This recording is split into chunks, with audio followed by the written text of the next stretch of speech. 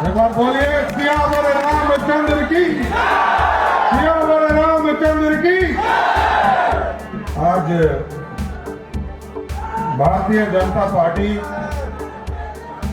युवा मोर्चा के द्वारा Bihar youth conclave, youth of Bihar at the rate of 2047 इस कार्यक्रम की अध्यक्षता कर रहे भारतीय जनता पार्टी युवा मोर्चा के प्रदेश के अध्यक्ष भरतेंद्र मिश्रा जी, इस मंच पर उपस्थित भारतीय जनता पार्टी के प्रदेश के अध्यक्ष बिहार सरकार के पूर्व मंत्री डॉक्टर दिलीप जायसवाल जी, भारत सरकार के पूर्व मंत्री और पटना के माननीय सांसद आदरणीय रविशंकर प्रसाद जी, बिहार सरकार के नौजवान मंत्री और लगातार बिहार की चिंता करने वाले आदरणीय नितिन नवीन जी,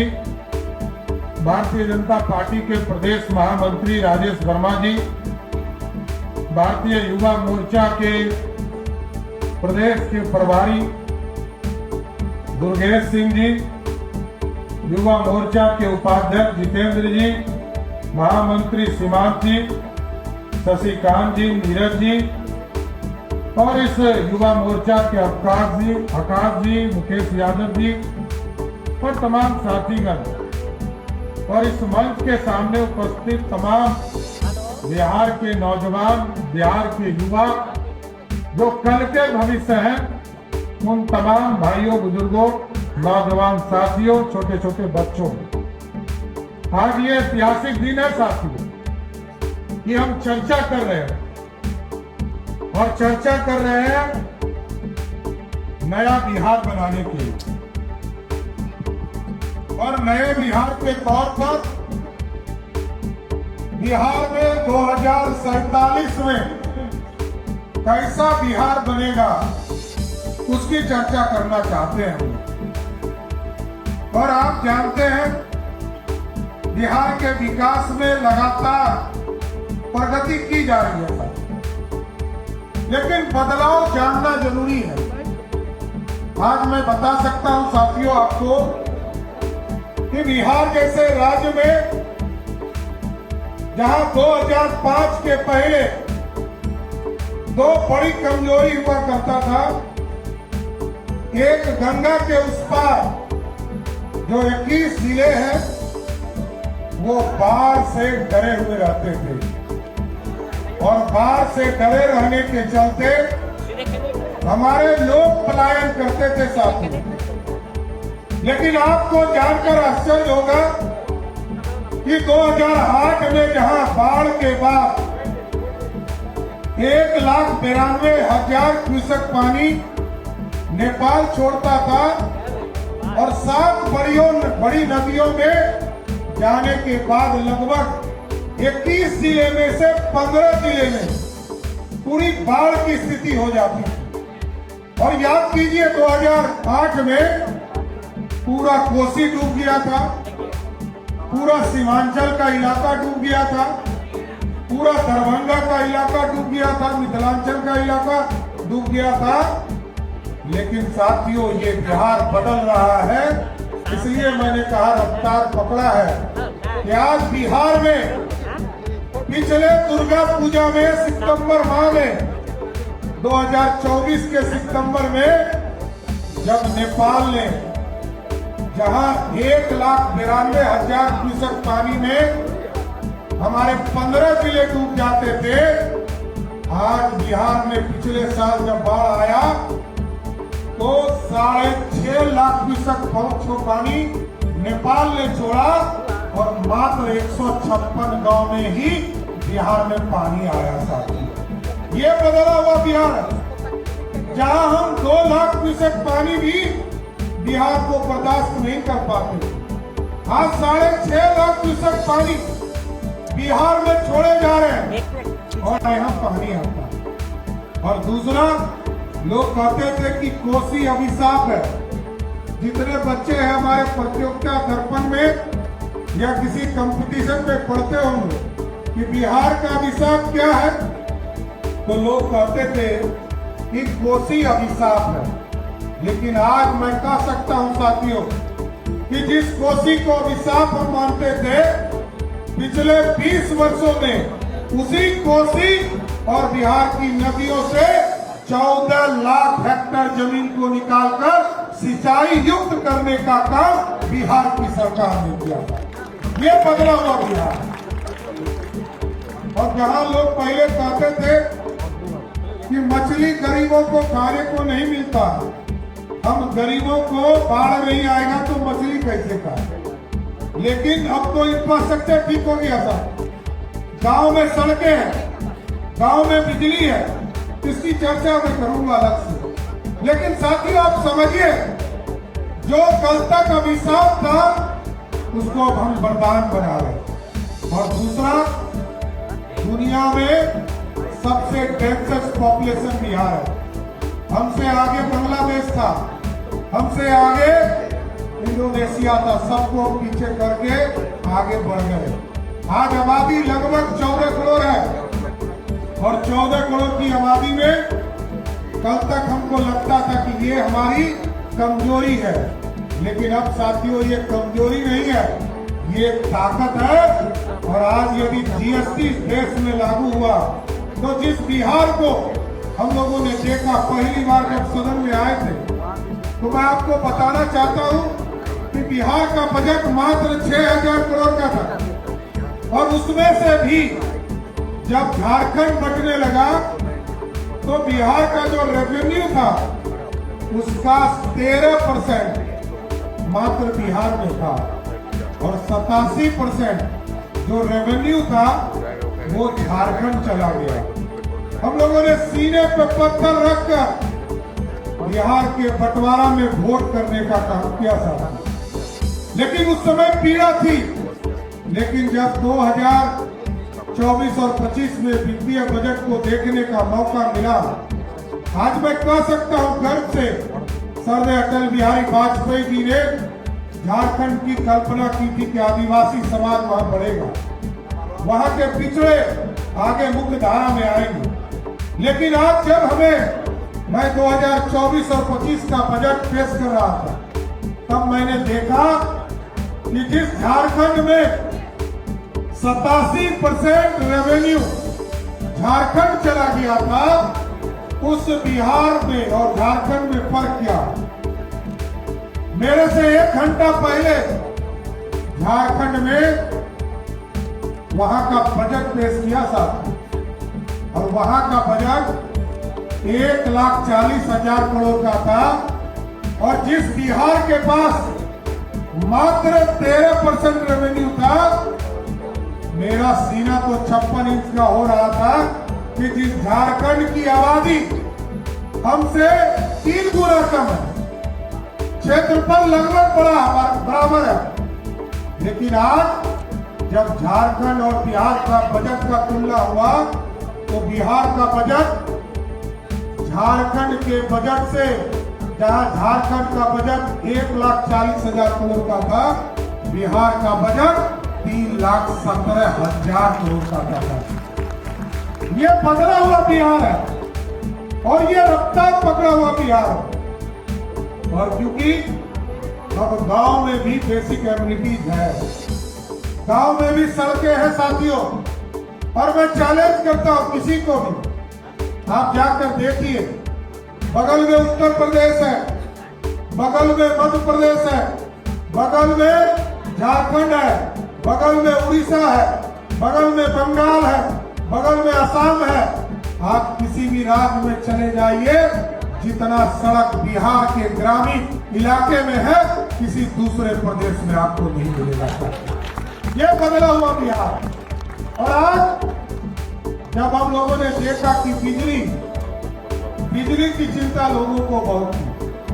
2005 में बिहार के गरीबों के पास 17 लाख ही कंज्यूमर बनने का अवसर मिला था। आज यदि आप देखिएगा तो बिहार के कंज्यूमर 17 लाख से बढ़कर 2,21,00,000 हो गया। और 2,21,00,000 में आज बिहार के तारीख को याद रखिएगा साथियों, क्योंकि हम 2047 की कल्पना कर रहे हैं। आज बिहार में, जिस बिहार में 350 मेगावाट बिजली खपत हुआ करता था, आज बिहार में 9,000 मेगावाट बिजली खपत हो रहा है। और 2,21,00,000 जो कंज्यूमर है साथियों, उसमें से अभी जो माननीय मुख्यमंत्री नीतीश कुमार जी ने 125 यूनिट बिजली मुक्त किया, उसमें से 2,21,00,000 परिवार में से 1,70,00,000 ऐसा परिवार है जिसके बिजली बिल को जीरो करने का काम नीतीश कुमार की सरकार ने किया। और साथियों, बिजली खरीदने में बहुत पैसा लगता है।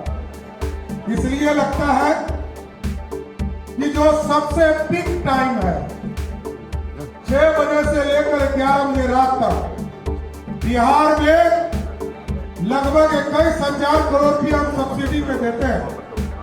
और जो 6 बजे से लेकर 11 बजे रात तक का बिजली है, अभी 1:30 बज रहा है साथियों, अभी जो बिजली हम खरीदेंगे प्राइवेट कंपनियों से या एनटीपीसी से, उसका रेट 5 रुपया 6 रुपया होगा। लेकिन यदि हम 6 बजे शाम से लेकर 11 बजे तक बिजली खरीदते हैं, जिस समय आपके पढ़ने का समय होता है, उस समय बिजली का दाम 6 रुपया से बढ़कर 11 रुपया हो जाता है। उस 11 रुपया को सब्सिडी देकर हम आपको मुफ्त में बिजली देने का काम कर रहे हैं। आज ये बदलाव है। और साथियों, आप समझिए, ऐसा एक ही क्रांति नहीं है, सिर्फ वाटर मैनेजमेंट या बिजली क्रांति नहीं हुई। इस बिहार में 4 तरह के रास्ते हैं साथियों। आप पटना से, यहाँ कई साथी होंगे जो पटना से गया, जिनका घर होगा, पहले 4 घंटा लगता था घर जाने में। आज कितना घंटा लगता है? 1.5 घंटा। 1.5 घंटा में हम बोध गया पहुंचते हैं। पहले बेगूसराय जाने में 4 घंटा लगता था, अब कितना लगता है साथियों? 2 घंटा। पहले पटना से मुजफ्फरपुर जाने में 3 घंटा लगता था, आज कितना लगता है? 1.25 घंटा। ये बदला हुआ बिहार है।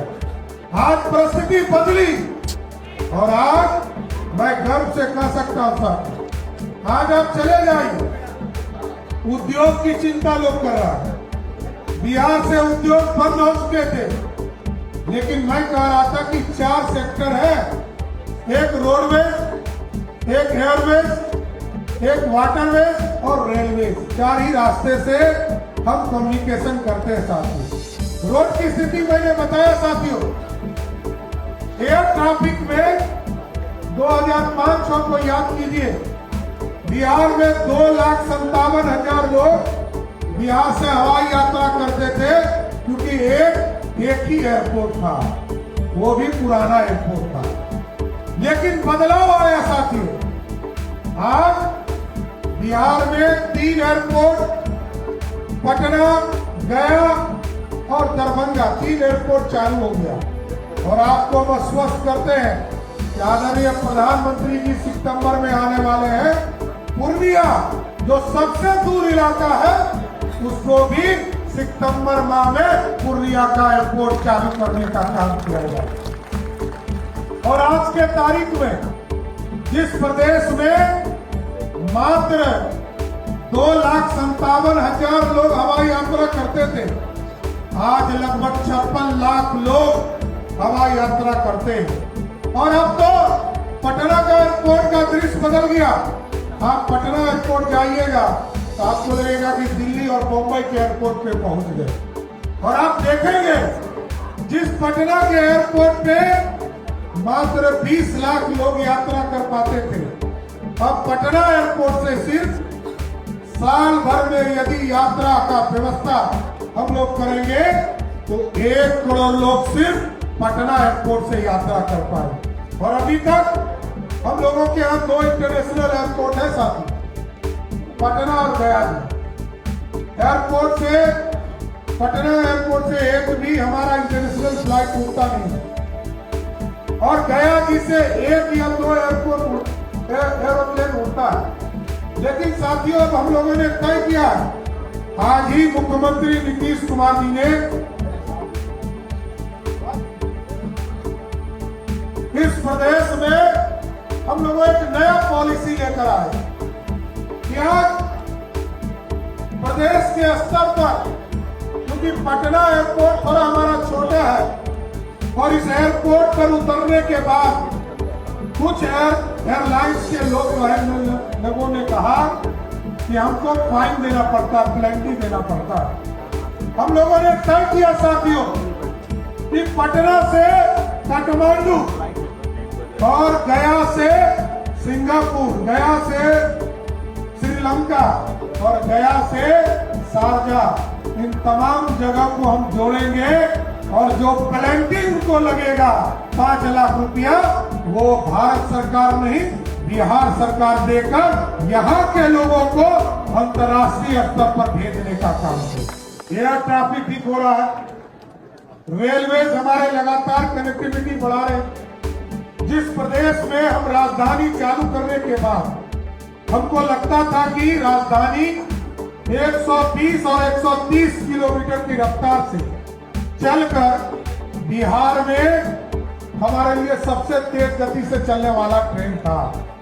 लेकिन आज साथियों, देश के यशस्वी प्रधानमंत्री नरेंद्र मोदी जी ने तय किया और अब बिहार में 1-2 नहीं 13 वंदे भारत चल रहे हैं, जो 120 किलोमीटर नहीं 160 किलोमीटर की रफ्तार से बिहार में यात्रा करने का काम करे। ये रेलवे का स्थिति बदला और अभी आप लोगों ने देखा कि हम 2 लेन से 4 लेन सड़क बना रहे। अब हम 2 लेन से 4 लेन हम रेलवे ट्रैक बिछाने जा रहे हैं।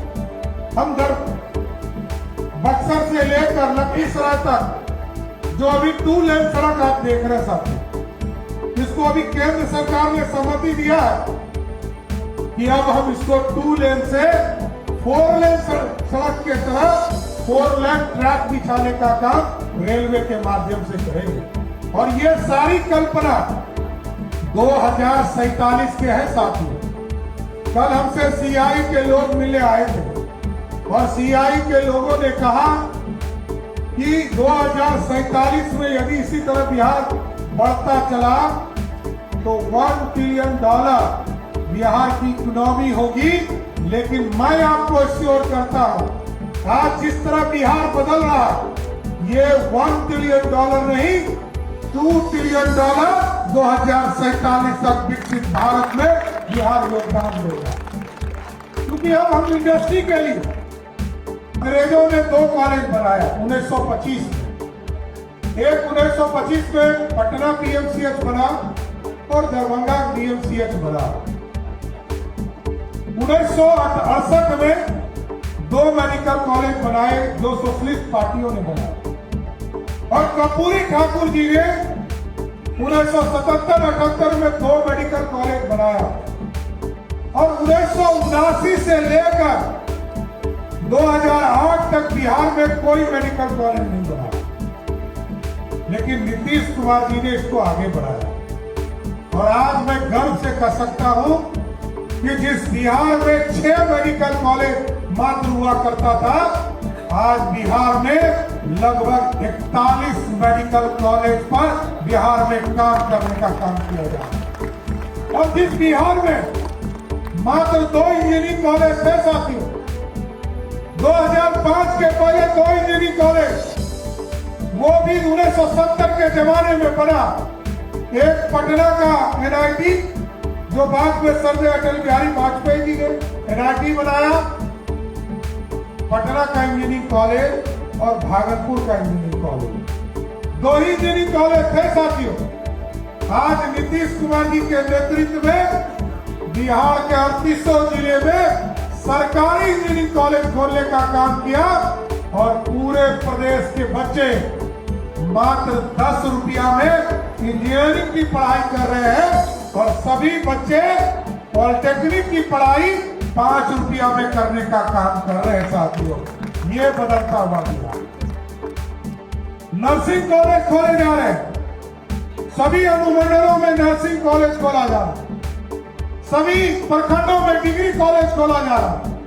और जिस प्रदेश में मात्र 8 यूनिवर्सिटी हुआ करता था, आज लगभग 40 यूनिवर्सिटी बिहार में हो चुके हैं और कई यूनिवर्सिटी आज भी पाइपलाइन में है साथ। लेकिन मैं इतना ही कहूंगा साथ, ये भारत सोने की चिड़िया था और हम लोगों ने जब भी इतिहास के पन्ने में पढ़ा तो आज से 2000 वर्ष पहले पंडित चाणक्य और सम्राट अशोक ने इसी धरती से, इसी मगध से भारत को सोने की चिड़िया बनाने का काम किया था और सोने की चिड़िया बना साथी। लेकिन कई आतंकी आए, कई अंग्रेजों का शासक आए, सबने भारत को लूटा और आज लूटते लूटते हम गरीब हो गए थे।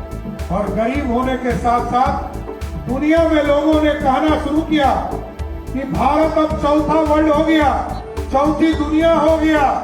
लेकिन अब मोदी जी का नेतृत्व है साथी, और जो इस मोदी जी ने साफ तौर पर कहा, अमेरिका अपने आप को दादा मानता था। मोदी जी ने कहा अब हम स्वदेशी अभियान जो हमारे गांधी जी ने देखा था इस देश के लिए, उस अभियान को फिर शुरू किया और आज कहा कि अब सोने की चिड़िया नहीं बनाना है, मेकिंग इंडिया के तहत सोने का शेर बनाना है जो दुनिया में दहाड़ने का काम कर सकेगा। ऐसा भारत बनाना है। और आज अमेरिका यदि 400% टैक्स भी लगा रहा है तब भी भारत झुक नहीं रहा, क्योंकि भारत को कॉन्फिडेंस है कि अब भारत में चीजें स्थापित होंगी। हम बिहार के लोग अपना मक्का बेचने के लिए कभी हैदराबाद जाते थे, अहमदाबाद जाते थे और तब भी उचित मूल्य नहीं मिलता था। लेकिन आज परिस्थिति बदली साथी। और आज आपको जानकर आश्चर्य होगा, आप किसान परिवार से कई लोग आते होंगे, जिस बिहार में 1000 रुपया कुंटल भी मकई नहीं बिकता था, मोदी जी और नीतीश जी ने जब इथेनॉल फैक्ट्री लगाना शुरू किया तो वही मक्का आज के तारीख में 1000 से बढ़कर 2500 रुपया कुंटल हो गया। ये बदलता हुआ बिहार है साथियों। मैं आग्रह करूंगा कि आप हमारे भविष्य हैं और आप ही पर पूरा देश निर्भर करता है। और क्योंकि भारत तभी बढ़ेगा जब ये बिहार बढ़ेगा, और बिहार के लिए हम लोगों ने तय कर दिया है साथियों। कल तक इंडस्ट्री नहीं आती थी, आज इंफ्रास्ट्रक्चर सही हुआ, एयर ट्रैफिक सही हुआ, अब इंडस्ट्री को बूम देने का समय आ गया। अब हम लोगों ने तय किया है बिहार में जो उद्योग लगाएगा साथियों, जो 100 करोड़ रुपया खर्चा करेगा उसको हम 40 करोड़ रुपया बिहार की सरकार उसको मदद करेगी। और बिहार के यदि नौजवानों को 1000 लोगों को नौकरी देने का वादा करेगा तो उसको 10 एकड़ जमीन हम लोग 1 रुपया में देने का काम करेंगे, मात्र 1 रुपया में। क्योंकि अब इंडस्ट्री से ही बिहार बदल सकता है और रफ्तार पकड़ सकता है। आप याद कीजिए साथियों, 1990 से लेकर 2005 तक जिनकी भी सरकार रही साथियों, उन्होंने 1 लाख लोगों को भी अपने 15 साल के शासन में नौकरी नहीं दिया। लेकिन नीतीश कुमार जी की सरकार ने 2005 से लेकर 2020 तक 7,40,000 लोगों को सरकारी नौकरी दिया। और इस बार 2020 में कमिटमेंट ये था कि 10 लाख सरकारी नौकरी और 10 लाख रोजगार देंगे। आज हमें बताते हुए खुशी हो रही है साथियों कि आज 10 लाख नौकरी नहीं, 11.5 लाख नौकरी बिहार की सरकार ने देने का काम किया और 38 लाख लोगों को रोजगार देने का काम। और अब हम लोगों ने तय किया, क्योंकि बिहार के नौजवानों को अब बिहार के अंदर नौकरी देना, बिहार के अंदर रोजगार देना, बिहार के अंदर सरकारी नौकरी देना। तो इस बार हम लोगों ने तय किया है कि बिहार की जनता यदि 2025 से 30 का मौका देगी सरकार चलाने का, तो बिहार के लोगों को 1 करोड़ सरकारी नौकरी और रोजगार देने का काम बिहार की एनडीए सरकार देगी साथियों। इसलिए साथियों, अब इंडस्ट्री महत्वपूर्ण है और इंडस्ट्री के बिना कुछ नहीं हो सकता। अभी नितिन नवीन जी बता रहे थे कि बिहार में लगभग 10,000 करोड़ रुपया का रोड बना रहे हैं जो एक्सप्रेसवे के तौर पर बनेगा, लेकिन इसका स्वरूप बदला है हम लोगों ने। 2012 में नीतीश कुमार जी ने गंगा पथवे का शुरुआत किया था साथियों। 13 वर्ष लगे क्योंकि हम गरीब थे, धीरे धीरे पैसा दे रहे थे। हमने मेट्रो का प्लान 2014 में फाइनल किया साथियों। उस समय उसका बजट 14,000 करोड़ था। आज अभी आदरणीय प्रधानमंत्री जी सितंबर माह में आएंगे और मेट्रो को चालू करेंगे। लगभग 28,000 करोड़ हो चुका। अब सरकारी धन से चीजें स्थापित नहीं हो सकती है, इसलिए हम लोगों ने तय किया कि अभी जो नितिन नवीन जी ने कहा, कोइलवर से लेकर दीघा तक और मुंगेर से लेकर सबौर तक, भागलपुर के सबौर तक लगभग 150 किलोमीटर हम सड़क बनाएंगे। ये लगभग 17,000 करोड़ का सड़क होगा, लेकिन बिहार की सरकार का अपना पैसा, अपना खजाने से पैसा अगले 3 वर्षों में मात्र 5,000 करोड़ देना होगा और 17,000 करोड़ रुपया बिहार में इंडस्ट्री के तौर पर दूसरे लोग लगाएंगे, जिससे कि बिहार की सड़कें अच्छी होगी। और अब प्राइवेट पार्टी के तौर पर लाना पड़ेगा, इंडस्ट्री लाना पड़ेगा। अभी आदरणीय प्रधानमंत्री जी विक्रमगंज आए थे, सासाराम आए थे साथ। हम लोग नवीन नगर में लगभग 2400 मेगावाट बिजली लगाने का काम कर रहे हैं। उसमें लगभग 36,000 करोड़ रुपया लगना है। आदरणीय प्रधानमंत्री जी ने इसको कहा पीपीपी मोड पे चलो, और उसमें लगभग 16,000 नौजवानों को बिहार में रोजगार देने का काम किया जाए। और आदरणीय प्रधानमंत्री जी जब सितंबर में आएंगे साथ, मैं आपको और आश्वस्त करता हूं, सारी प्रक्रिया हम लोगों ने पूरी कर ली। पीरपैंती में लगभग 24,000 करोड़ रुपया का हम लोग इन्वेस्टमेंट करने जा रहे हैं और लगभग उसमें जो 2400 मेगावाट उत्पादन होगा, उस बिजली को खपत बनाने में लगभग 36,000 करोड़ रुपया वहां पर इन्वेस्ट किया जाएगा।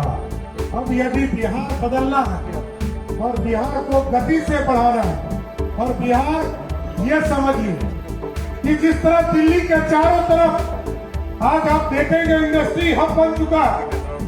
यदि मुंबई को देखिएगा तो 3 साइड से इंडस्ट्री हब बन चुका है और एक तरफ पानी है।